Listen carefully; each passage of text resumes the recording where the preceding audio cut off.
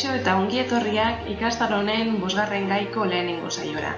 Ni Carla Fernandez de Gamboa Vázquez naiz, Gasteizko Hezkuntza eta Kirol Fakultateko irakaslea. Lehenengo bideo honetan, lehenengo atala landuko dugu, eta da haurrantzerkia genero gisa ezagutzeari eskainiko dioguna. Horretarako lehenengo, haurrantzerkia eta dramatizazioaren arteko bereizketa bat egin behar dugu, ez baita berdina.